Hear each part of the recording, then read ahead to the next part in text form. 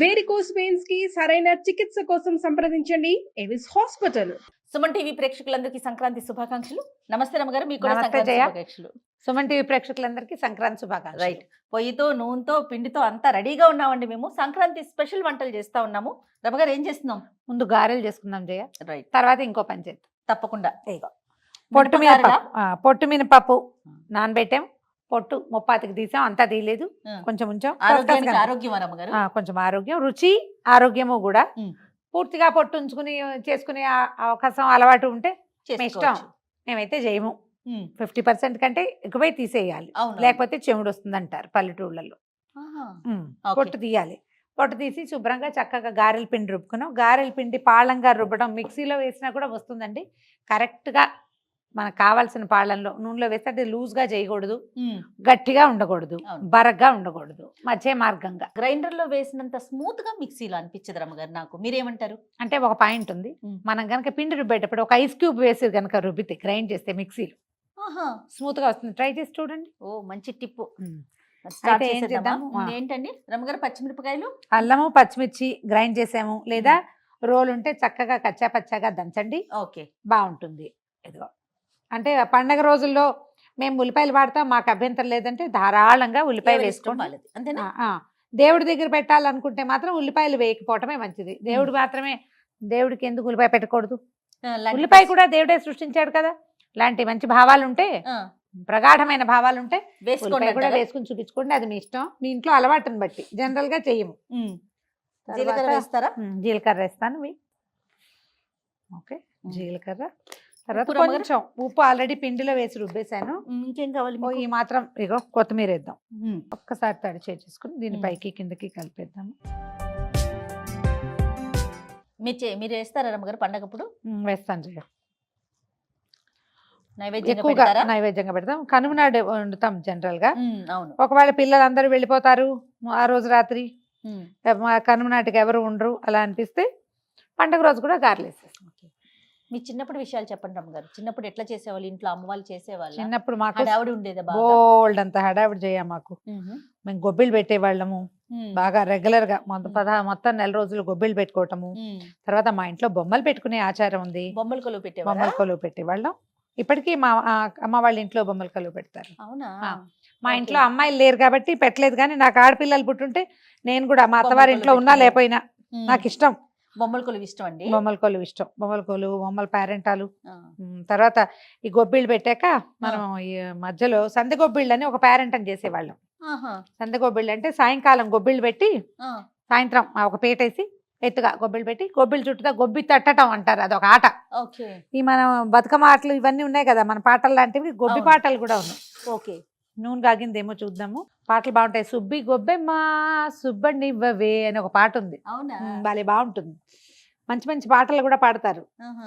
మా రకరకాల పాటలు ఇవ్వడం. పాటలు అన్ని గుర్తు రావట్లేదు, మానేసి చాలా ఏళ్ళు అయింది కదా, అదేలేండి. 30 ఏళ్ళు దాటిపోయింది. మనకి ఇప్పుడు ఇక్కడ బతుకమ్మ పాటలు ఎలాగో అట్లా గొబ్బెమ్మ పాటలు గొబ్బి పాటలు ఉంటాయి. గొబ్బి పాటలు, గొబ్బి తట్టడం అనేది ఆ. ఒకటి ప్రత్యేకమైన విధానం ఉంటుంది. చుట్టూతా తిరుగుతూ చప్పట్లు కొడుతూ వాడతారు. గొబ్బెమ్మల చుట్టూ. ఒక అన్నమాచార కీర్తి ఉంది, కొలని దోపరికి గొబ్బిళ్ళు అని. ఆహా. అక్కడ కూడా ఉందన్నమాట, ఆ ప్రాంతంలో కూడా ఉంది అయి కదా. ఉండొచ్చు. వేసేస్తున్నా. ఆ. నేను చేత్తో వేస్తాను జయ. అదే చూస్తా ఉన్నా నేను. అంటే చిన్న చిన్న వేయటము, చేత్తో వేయటము గారెలు. ఒక అలవాటు. అంటే మనం తడితే వేసుకోవచ్చు అనుకో, ఎక్కువ అవును. పెద్ద పెద్ద వేసుకోవచ్చు. అదొక పథకం అనమాట. ఇదేమింది ఓ చేత్తో అయిపోతుంది. ప్రాక్టీస్ తో వచ్చేది కదా. ప్రాక్టీస్తో వచ్చి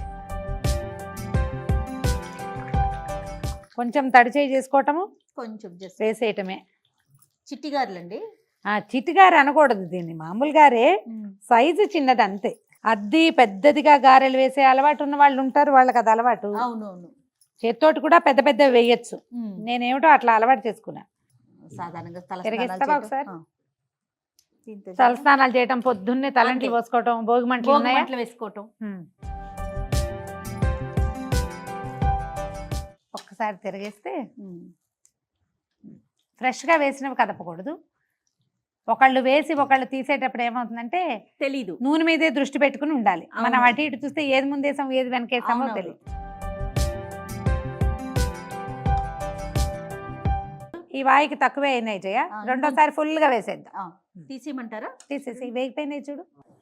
మనం పెద్ద పెద్ద గారెలు ఇంత వేసామనుకో ఇహో చిల్లులోకి కరెక్ట్ గా ఇలా మనం అట్లకాడ దూర్చి తీసుకోవచ్చు. కడ్డీలు కూడా దొరుకుతాయి కదా. కడ్డీలు దొరుకుతాయి రమ్మగారు. ఈ చిన్న వేస్తే మనం ఏంటంటే ఇంకా కడ్డీలు వ్యవహారం లేదు, మనం అవును. ఇట్లా బుట్టతోటి తీసుకోవటమే, అవును, జాలితోటి. మా ఇంట్లో కడ్డీ ఉంటది, అమ్మ వేస్తా ఉంటే నేను ఆ ఒకళ్ళు కడ్డీ తీస్తారు మా కడ్డీ గుచ్చి కాస్త నూనె వాడ్చడానికి పెద్ద పెద్ద కూడా ఉంది అని చెప్పడం కోసం ఆ పని చేస్తాను. పెద్ద పెద్ద వేసుకుంటే మనకి బాగా వీలుగా ఉంటుంది. పెద్ద సైజ్ చెకోడీలా ఉన్నాయి రమ్మగారు.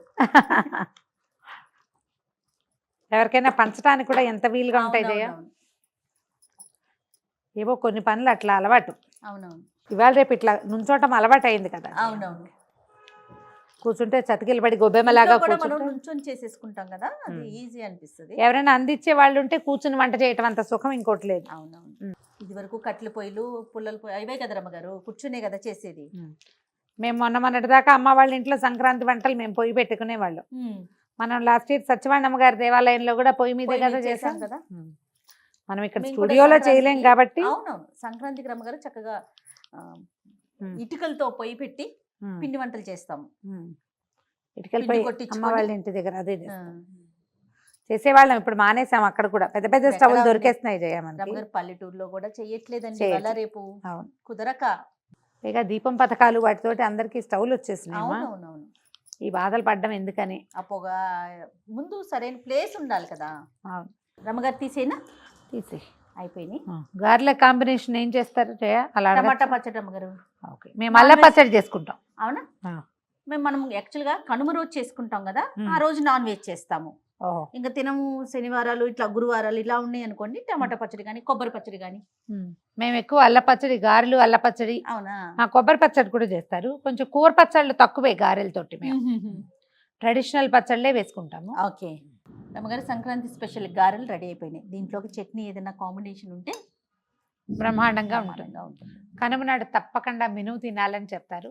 కనుమ నాడే చేసుకోండి, ఆ రోజున తింటే మంచిదట. అంటే బహుశా ఒక ఆరోగ్య రహస్యం ఉండుండొచ్చు. ఏంటండి? సంక్రమణం మరుసటి రోజు కనుమ అవును.